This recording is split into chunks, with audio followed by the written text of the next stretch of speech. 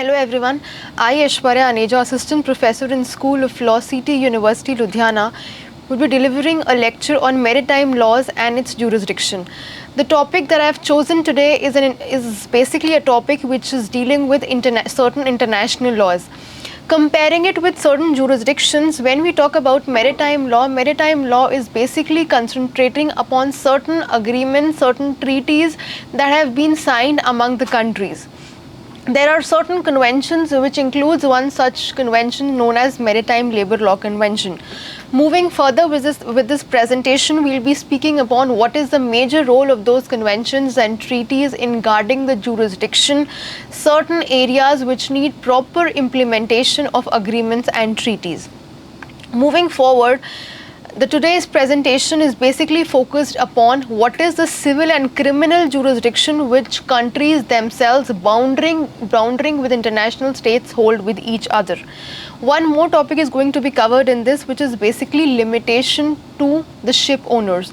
Now, when we are talking about limitation to ship owners, it is not considered as a negative right, because when we are giving certain conventions to somebody, instead taking it as a negative right, we take it as a right which is for the public policy. If we talk about what is maritime law is a law which is also known as Admiralty Law. Now, maritime law is basically something that deals with the law of the sea.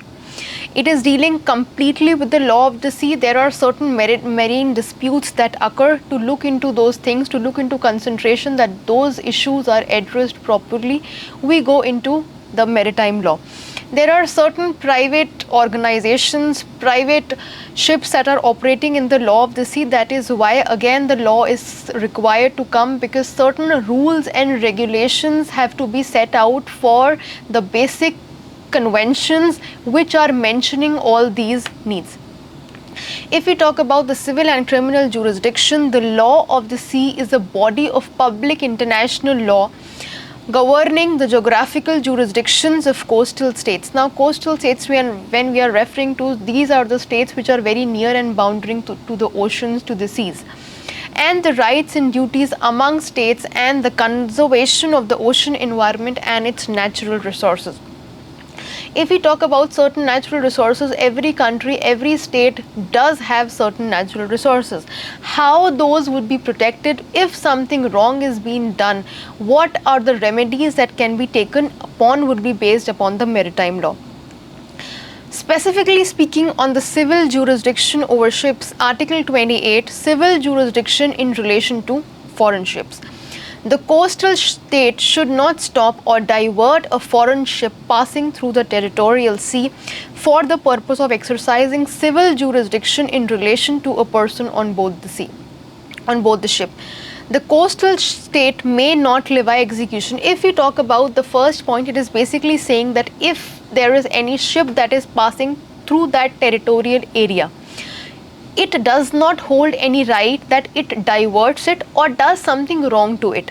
So basically here in this point, they are basically saying that if a ship is passing through a coastal state, through that coastal area, that state does not hold the right either to stop it or to divert that. Moving upon the second point on the same topic, the coastal state may not levy execution against or arrest the ship for the purpose of any civil proceedings, save only in respect of obligations or liabilities assumed or incurred by the ship itself in the course for the purpose of voyage through the waters of coastal state. When we are basically reading this, this point basically refers to that anything that is, if you need to levy certain taxes or certain proceedings have to be done on those points, that cannot be done by any of the coastal states themselves. There have to be a procedure that has to be followed when international ships, when international laws come into the picture. That coastal state does not hold any value to do anything to that concerned ship. Without prejudice to the right of the coastal state in accordance to the laws to levy execution against or to arrest for the purpose of any civil proceedings a foreign ship lying in the territorial sea or passing through the territorial sea after leaving internal waters.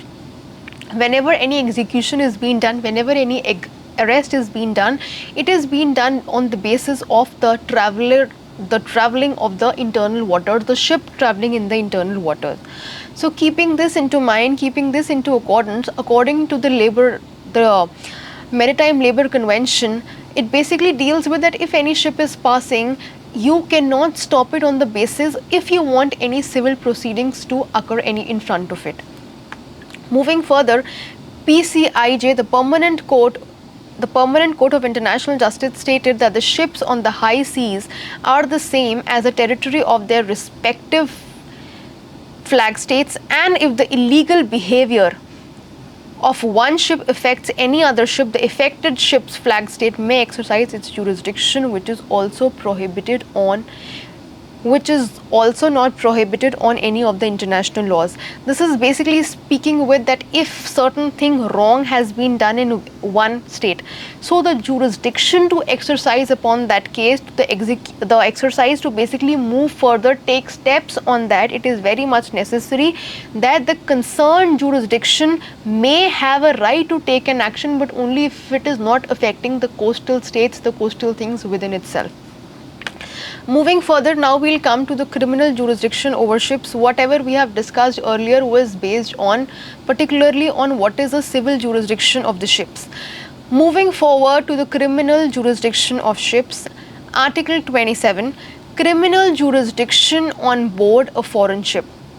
The criminal jurisdiction of the coastal state should not be exercised on board a foreign ship passing through the territorial sea to arrest any person or to conduct any investigation in connection with any crime committed on board the ship during its passage, save only in the following cases. Now this paragraph is basically dealing with that if certain thing wrong is happening and you wish to arrest somebody from it, or you want to take any action against the ship or the people in it, you cannot take any action just because of the reason that it's your jurisdiction and that ship has come into your area. Either it is a foreign ship or either it is a domestic ship. So you cannot take an action against it. Now when we are dealing with certain conventions and treaties, which we will be dealing in the further slides, we have also gone through certain things that if the matter of jurisdiction comes into the picture, so the domestic laws would operate if it is a foreign ship, or if those laws the foreign laws that are being made relating to the maritime laws are applying to that. Because in maritime laws what happens is that 12 nautical miles are being given to one particular country. Now those 12 nautical miles, the country in itself has all the rights over that area. Whatever you wish to do in that, whatever resources you wish to use from that in those areas, the country holds right upon those areas. But when we are speaking about the civil jurisdiction and the criminal jurisdiction, here those nautical miles are also being covered, because if the ship is passing through that passage and if anything wrong happens, then the question arises, can jurisdiction be raised? But if it is an international ship, and being an international ship, certain conventions and treaties come into the picture. So keeping into mind those treaties and conventions, you just cannot stop them just because of the reason that they have entered. You need to go into international law. You need to concentrate upon those international law. Moving further, they have in the maritime law, they have mentioned certain areas, certain expectations where it is necessary that any action you wish to take can be taken, but there are certain consequences to it. There are certain points only where situations where certain action can be taken.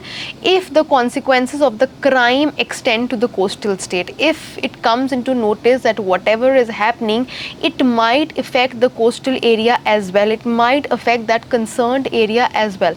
So in those cases, it is possible that an action can be taken, and maritime law gives full authority, full governance on those respective topics. Now these are certain crimes which can be, if they are committed, an action can be taken in those jurisdiction itself.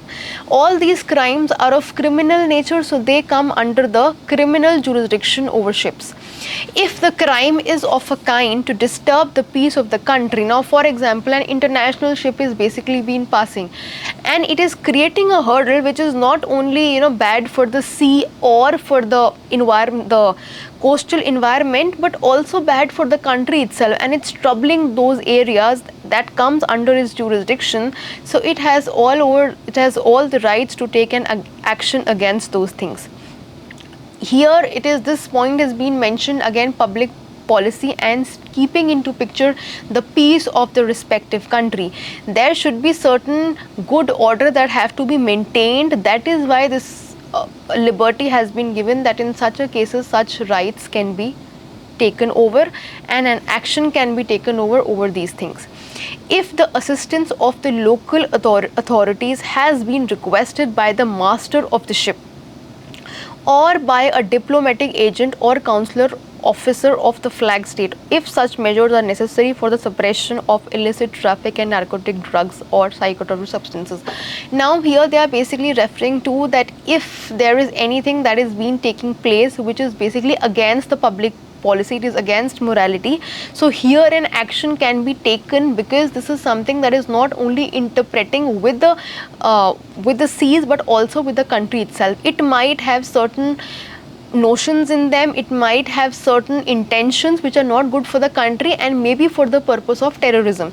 In maritime law, if we see, there are certain threats which have come upon and certain laws and conventions are again being upgraded on those things.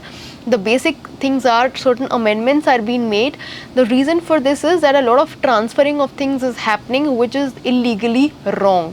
Lot of things are being imported and exported in a way which prove not to be good for either of the countries, and people who are involved are not the ones who really want the country to benefit out of it. Maritime terrorism has almost reached its heights, and maritime terrorism has become a major reason of terrorism happening among the border states, among the border countries. So it is again a matter of huge concern that maritime law, the conventions, even if you are talking about the International Court of Justice, certain decisions, a lot of cases have come into the notice that all these things are being affected, out of which the maritime terrorism has become a big threat to all the neighboring countries in themselves.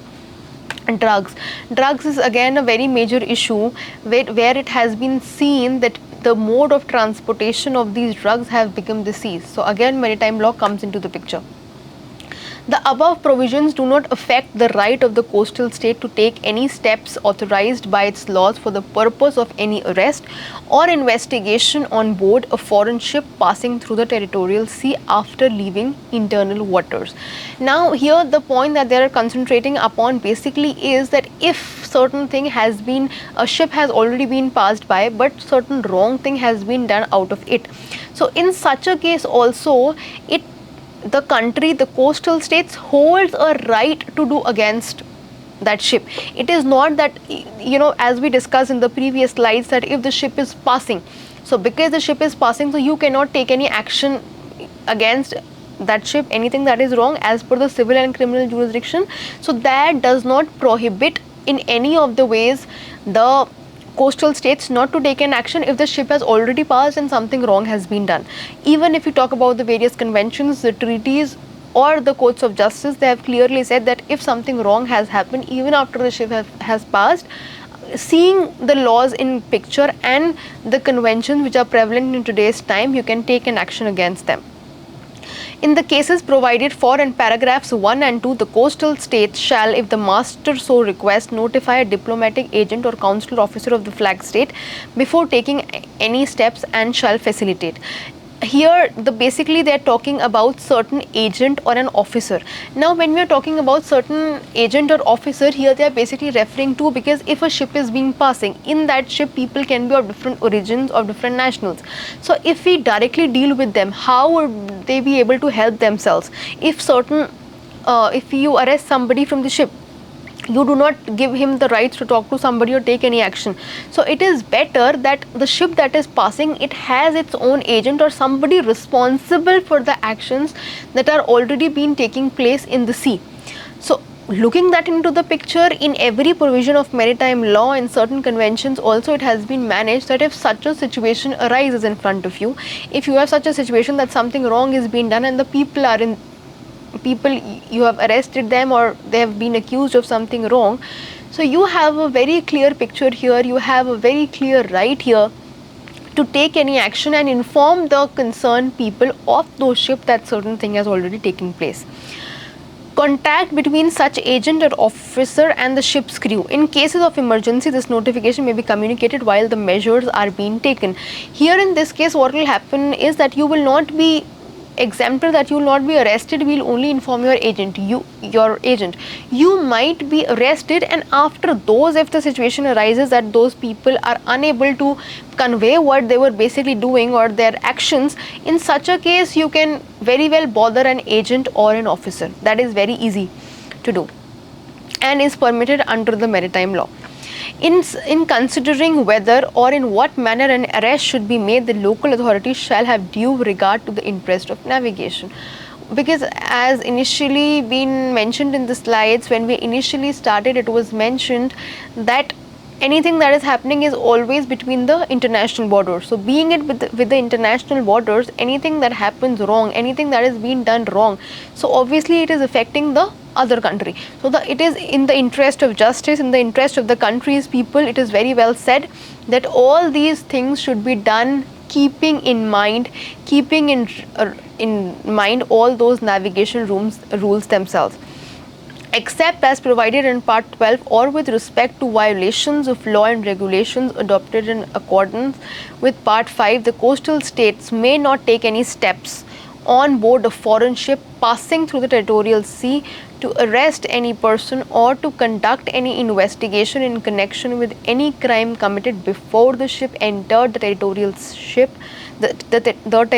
sea, if the ship proceeding from a foreign port is only passing through the territorial sea without entering internal waters. Now, if it comes into the notice of the people that anything wrong has been happening in a particular ship, but if that ship does not enter into those internal waters, if that ship does not come to the jurisdiction, the territory of those coastal states, it might not take any step against it, it will not take any person. So this paragraph, this point, this law clearly is stating that if it is into your jurisdiction or if it is coming into your area, you might go ahead, but seeing upon the jurisdiction and the exercise of law that you can do. But here, if the ship is not even in your internal waters, it is not even crossing your internal waters, you do not have right to take any action against them.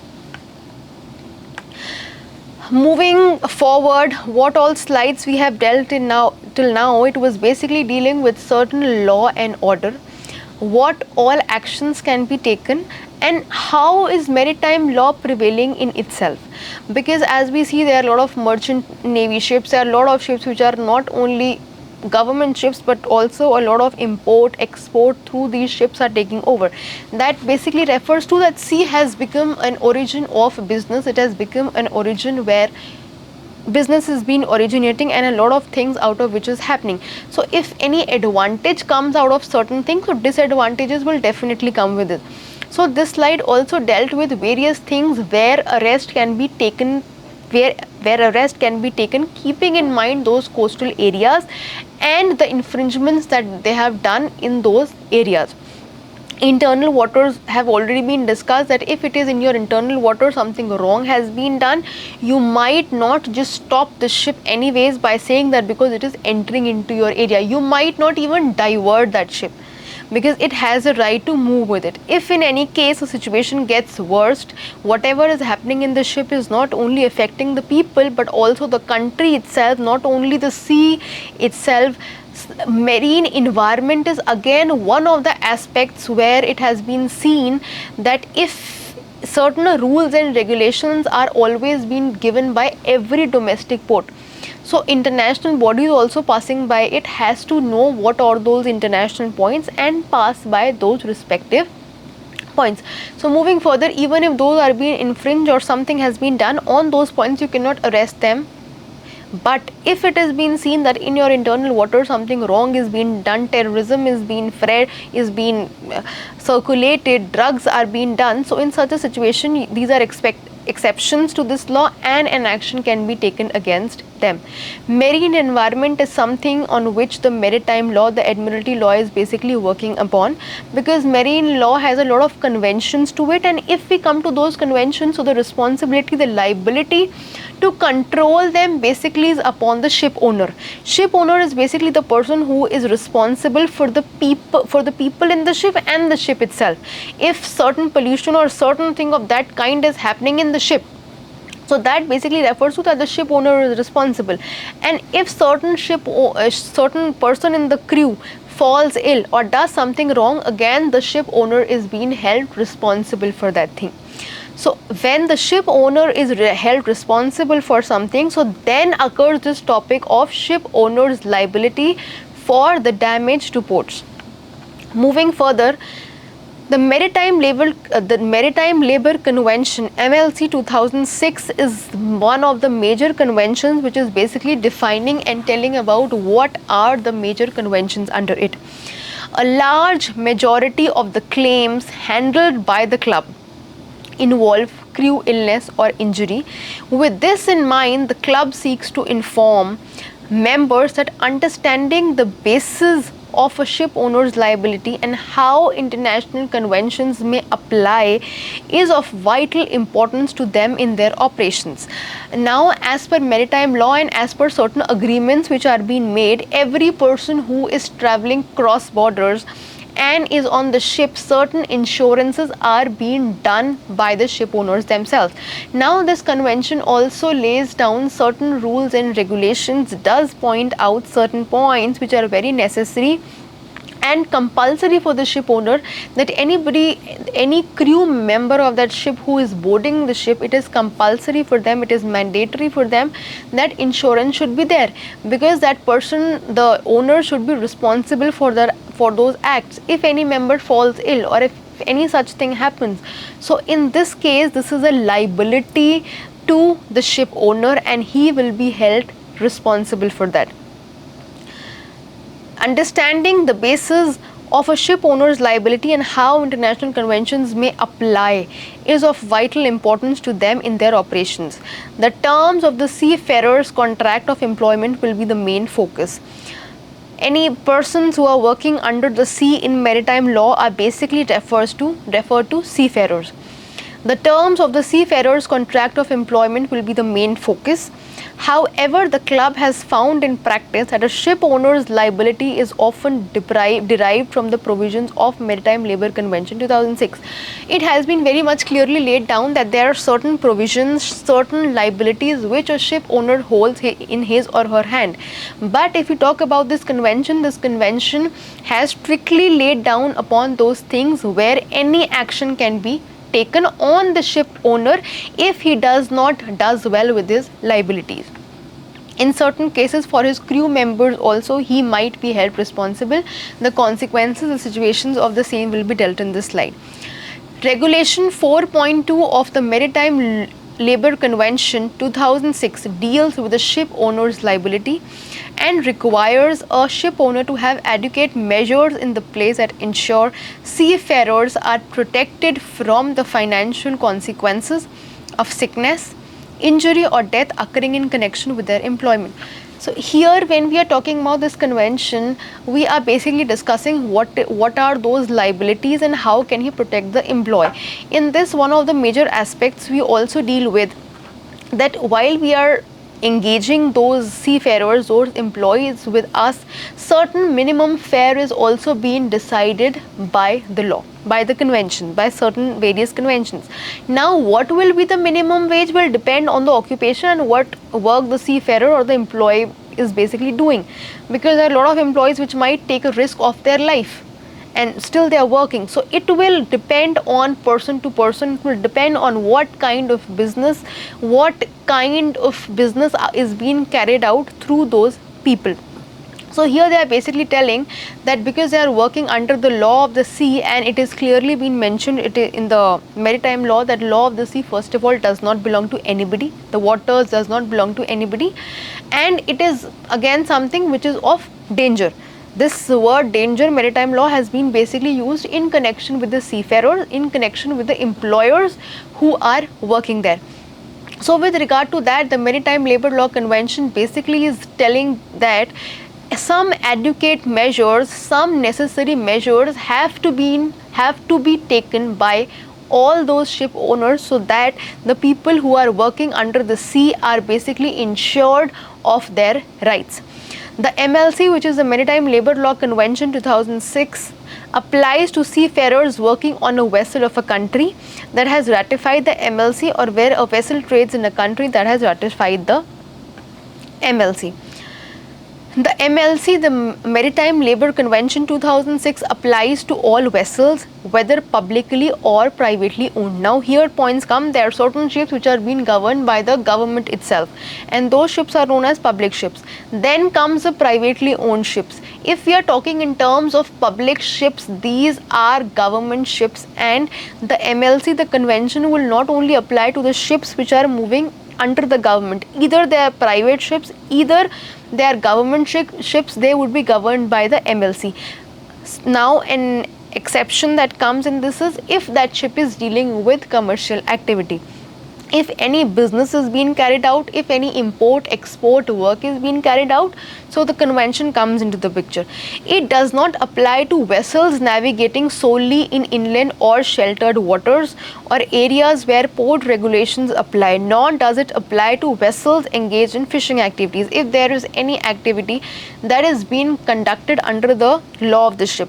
So first of all, the MLC is dealing with commercial activities. Moving further, if any fishing activity is taking place in the sea, if there are any people who are working inside the sea and they are into activities such as fishing, or vessels of a traditional build such as doors or junks or warships, or all these exceptions will not be considered, and MLC would not apply to them.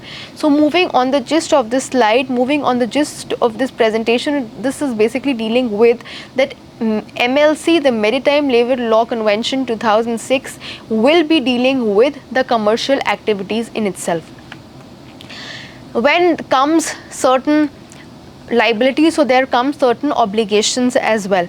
The ship owner shall be liable to bear the costs for the seafarers working on their vessels in respect of sickness and injury occurring before the date of commencing duty and date upon which they have deemed duly reported, or arising from their employment between those dates. Now here they are basically been mentioning about that, as we have talked, that these are all their liabilities. Now if they do not follow their liabilities, certain obligations are on them. If those insurances are not being done, if they are not taking care of the employees who are working on the law of the sea, then automatically they will be held responsible, and it is their utmost duty to take care of all the members who are working under the sea. What happens is there are certain cases where death might occur. There are certain instances where a person might be sick and there is no medical care. It is an obligation, it is a liability and a duty of the ship owner to ensure that if it is being seen that if a ship is traveling from one place to the other, it is crossing borders, so certain medical equipment, certain medical things, medical options should be available for these people, and also the insurance as well. And still if such a case occurs where something goes wrong, where something went wrong, so again he will be held responsible, and he has to pay for those things. Ship owners shall provide financial security. All those points which we have dealt earlier, they are basically been pinpointing about the financial securities only, because if any person is into trouble, so automatically the person under whom he is employed under the maritime law will be held responsible for the same, and he has to take an action on the same. to assure compensation in the event of death or long-term disability of seafarers due to an occupational injury, illness or hazard as set out in national law, the Seafarers Employment Agreement.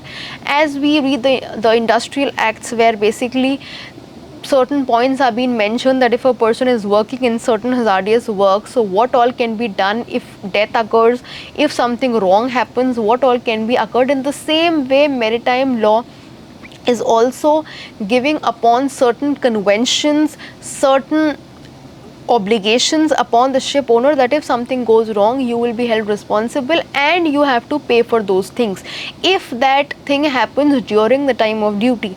As the law clearly states that if during the course of employment certain thing goes wrong, if during the course of their work something goes wrong, so they will be held responsible for it and they have to pay for any injury occurring in their workplace.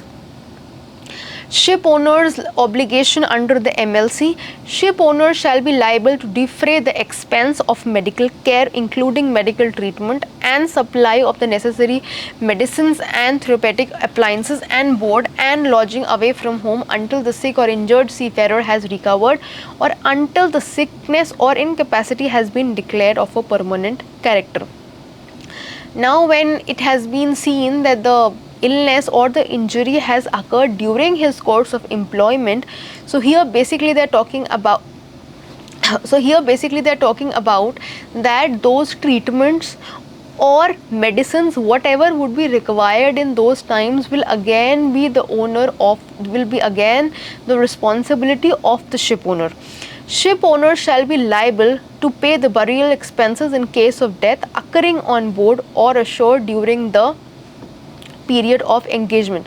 So this is basically telling you that if anything wrong that is been happening, and if it happens during the course of action of employment and it has been proved as something that is of a permanent character, for example, that person has got certain injury, that person has got certain thing out of which that problem might not leave him for long, or he might face the consequences of that problem forever, and he might not be able to work after that event has occurred.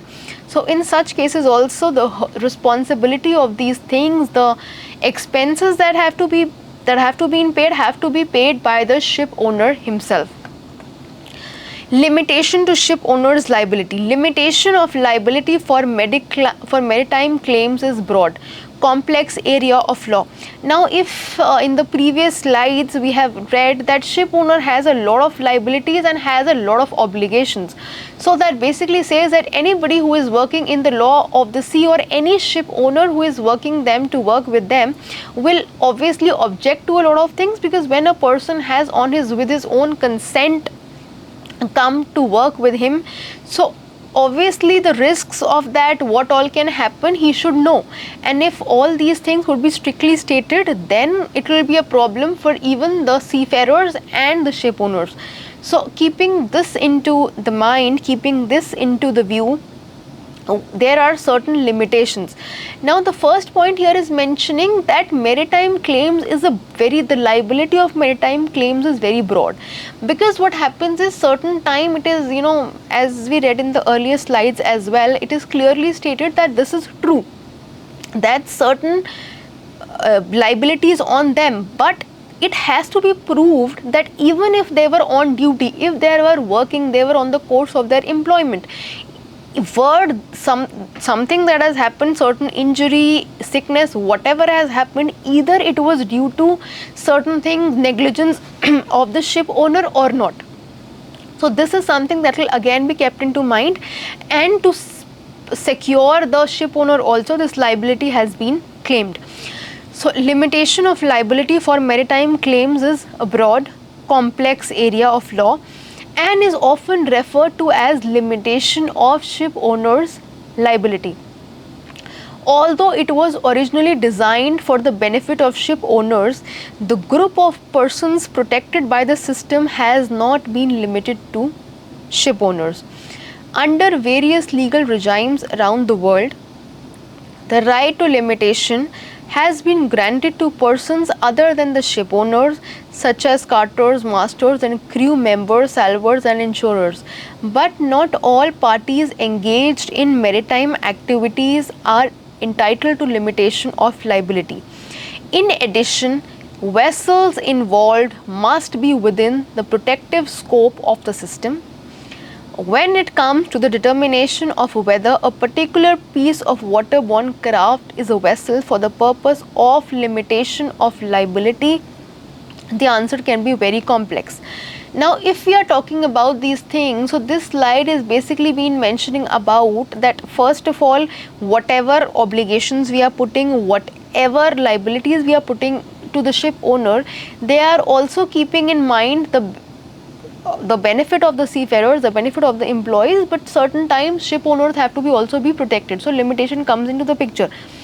Moving further with it, it is been saying clearly that all ship owners are not being protected in it. There are certain categories which have been made, either it is in the form of the ones who are in the vessels, and also specifically they are talking about that in this crew members, masters, and all these people are also being protected. Members who are working in the crew, people who are working in the crew are also being protected out of this.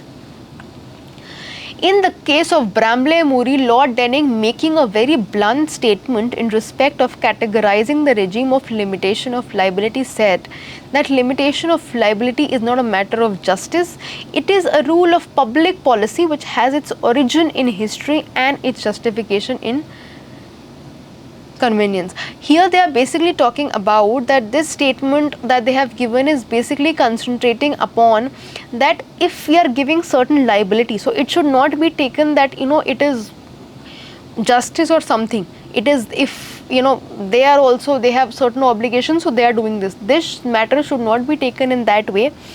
It should be taken in this way that it is for the public, it is for the public policy, and it is for the people. Because it is for the people, and anything, if we are protecting the seafarers, the employers, we are under an obligation to protect the people as well. Ship owners are also people who are investing into a business and working. So as per convenience also, their justification has been clearly laid out in the justification as well. Limitation to ship owners' liability in general, the limitation law of any country will be applied by its own country in favor of foreign ship owners as well as of citizens. From the point of view of ship owning interests, however, a major weakness of limitation has been the fact that limitation proceedings were not given international recognition. Now these limitations also came up, but it was clearly stated that all these limitations did not extend to the international perspective and did not get that particular response which was supposed to be given. So it was not being practiced into those reforms. However, a major weakness of limitation law has been the fact that the limitation proceedings were not given international recognition. That has meant that ship owners whose ship moved in international trade could find himself sued in several countries as a result of one disaster and forced to set up limitation funds in each country. So here they are basically referring to that when we are talking about these things, when we are talking about these funds, for example, if there is a limitation is basically that limitation is very broad, and if certain wrong thing has already occurred, so you can basically protect yourself by those liabilities, by those limitations which you have got. Now what was happening was that limitations were already being given. Now in one country is accepting those limitations, the other is not. So the people involved in this were automatically getting affected by it, and no action was being taken. The Brussels Convention of 1957 makes limitation decrees delivered by Admiralty courts in ratifying countries internationally effective. That is, a ship owner is required to set up only one limitation fund, out of which all claims are paid, no matter in how many countries proceedings might be instituted against him. Thus, the convention, which increases the liability of ship owner in most countries, does offer in return this considerable advantage of ship owners.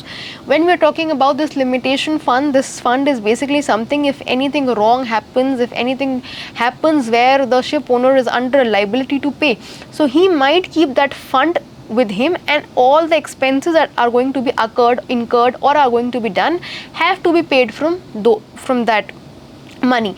Now if that thing happens in various countries, so he is not under any obligation to pay all these countries. He might do that action, he might pay it in just one country. Limitation to ship owner's liability. The Limitation of Liability Act provides that whenever an accident occurs on navigable waters resulting in personal injury, loss of life or damage to property, the ship owner may limit its liability to the value of the vessel and its freights immediately following the accident. Here they are basically telling about that if any such tragedy happens and any wrong is being done to the seafarer or the employee who is working under the law of the sea, the ship owner might be responsible and he immediately has to pay for those expenses. We have already dealt with MLC 2006, so concluding the slide, the 1982 United Nations Convention on the Law of the Sea, which is known as UNCLOS, creates a comprehensive command to govern the rights of nations in respect of the world oceans. Because as my first slide, I started with this by saying that maritime law is basically a body of international laws. There are a lot of treaties and conventions which are basically governing these laws. So UNCLOS plays a major role in drafting the laws, and the implementation of the same should be done to various internal waters, to various countries, to the coastal states as well. International Maritime Organization IMO is a specialized agency of the UN. This is a specialized agency specifically formed for the maritime law of the UN, responsible for improving maritime safety. As we have discussed in the previous slides, maritime terrorism is something that is coming up and is a matter of great concern. So for those needs, this organization was being set up for improving maritime safety and preventing pollution from ships. When we talk about preventing pollution from ships, IMO, this organization is working majorly on the marine environment, on what all wrong is being happening and how it can be protected in the best possible ways. That is it. With this, I conclude my slide, and moving further, there are a lot of areas where maritime laws and conventions need to be strict on certain parts, where the ship owners and the seafarers, the employers, need to work together to form this law as something which prevails everywhere, and it is same everywhere. As in the limitation law, we have seen that it is not applying to one particular country. The same should not be repeated. Thank you.